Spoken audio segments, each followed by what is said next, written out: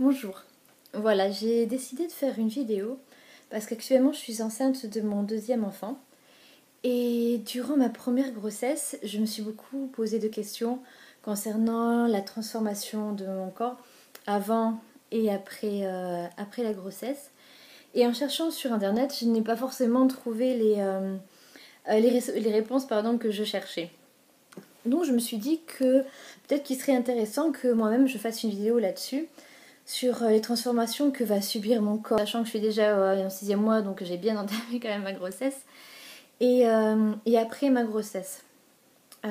En effet, je pense que ça peut être sympa de partager avec d'autres personnes cette expérience et éventuellement les questions que peuvent se poser les personnes et que moi-même je me suis posée tout au long de ce chamboulement physique qu'on subit pendant une grossesse.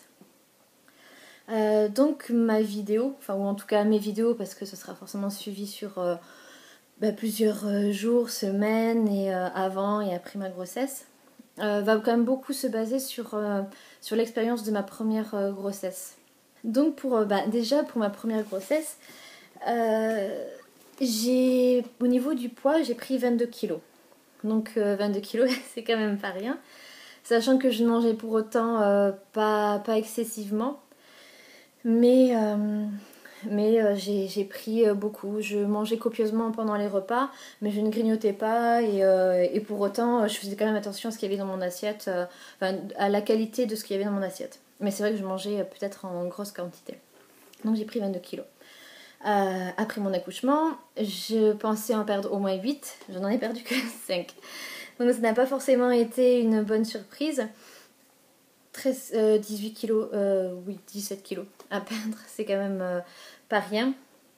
Donc voilà, ça a été un peu ma déception. Tout reste relatif après mon accouchement. Ensuite, concernant ma peau, pareil, hein, elle a subi forcément des chamboulements. J'ai eu des vergetures au niveau du ventre et au niveau des fesses. Au niveau du ventre, c'était pas catastrophique parce que il y avait des vergetures, mais elles n'ont pas été très marquées. Déjà, elles n'étaient pas rouges, elles étaient juste nacrées, visibles, mais pas non plus, comment dire, on ne voyait pas que ça. Donc bon, c'est sûr que c'était un peu disgracieux, mais pour autant, ça restait, c'était un moindre mal. Enfin, ce n'était pas catastrophique. Par contre, voilà, je disais au niveau des fesses, j'en ai eu. Et par contre, elles se voyaient beaucoup plus. Bizarrement, elles étaient rouges, marquées. C'est de là où part plus ou moins mon expérience vis-à-vis par contre des vergetures. Des produits que j'ai appliqués qui ont plus ou moins marché. Donc en fait, voilà, ça va surtout se baser sur voilà, peut-être la prise de poids avant et donc la perte de poids après la grossesse et le corps, comment le remettre d'aplomb je dirais après la grossesse. Donc après ma première grossesse, donc pour en revenir au poids, j'ai réussi à perdre en un petit peu moins un an pardon. J'avais perdu, il me restait plus que 4 kilos à perdre. Donc sur les 18, donc, ou même les 22 en comptant vraiment à partir du moment où le dernier jour de ma grossesse. Sur en tous les 22 kilos que j'avais pris, il m'en restait plus que 4, donc j'en avais perdu quand même 18, ce qui n'était pas négligeable. J'étais assez contente de moi. Sachant que je n'ai pas fait de régime, parce que je suis contre les régimes.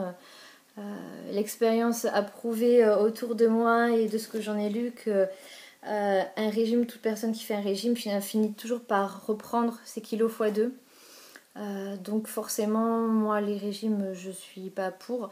Et puis c'est forcément un régime dit se restreindre d'un nutriment, d'un élément essentiel de l'alimentation. Et bon, c'est pas bon pour le corps. Donc voilà, c'était pas pour moi. J'ai perdu de poids donc en faisant du sport, pas à outrance. Je me suis remise au sport tranquillement, c'est-à-dire 2 fois de la piscine par semaine, 2 fois deux séances de natation par semaine, pardon, et une séance de course à pied. Et au niveau de l'alimentation, je mangeais un petit déjeuner normal. Au déjeuner, je mangeais normalement, bien moins copieusement forcément que pendant ma grossesse, mais je me privais de rien. En revanche, le soir, j'évitais tout ce qui était féculent, oui, tout ce genre de choses, de la viande aussi j'évitais. Je mangeais que des légumes et poissons, voilà. Et comme ça, j'ai perdu très facilement. Après, j'ai allaité aussi en parallèle. J'ai allaité 4 mois. 4 mois. Alors, est-ce que ça m'a aidé ou pas? Je pense que oui. Ce qu'on dit, c'est que ça aide. Donc, il y a des chances pour que ça m'ait aidé. Toujours est-il donc que j'ai perdu en moins d'un an 18 kilos. Au niveau de la peau, donc j'ai appliqué plusieurs produits. Au niveau du ventre. Et donc des fessiers. Ce que j'ai appliqué sur le ventre, alors sachant que donc j'en ai pas eu beaucoup de vergetures, donc j'ai pas su, enfin sur le ventre c'est pas là-dessus où je peux me baser pour savoir si mes produits ont fonctionné ou pas. Sachant que peut-être que le fait tous les jours pendant ma grossesse je mettais des produits pour prévenir les vergetures, c'est peut-être pour ça que j'en avais pas eu tant que ça. Donc ce que j'ai utilisé et que j'utilise donc actuellement sur mon ventre, tous les soirs je mets de l'huile d'avocat. Donc bio, je suis, vous verrez, très pro bio, tout ce qui est naturel, voilà, je cautionne surtout ce genre de choses. C'est très bon pour la peau, c'est riche en vitamine E et A, et l'huile d'avocat, ses propriétés, voilà, c'est de régénérer la peau, et puis qu'est-ce qu'ils disent entre autres, voilà, l'hydratation et adoucit le pidam. Donc bon, je l'ai utilisé pour ma première grossesse, j'utilise pour la deuxième grossesse. Ça sent un peu l'avocat.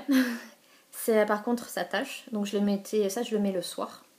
Ça pénètre assez facilement. Pas besoin d'en mettre une tonne.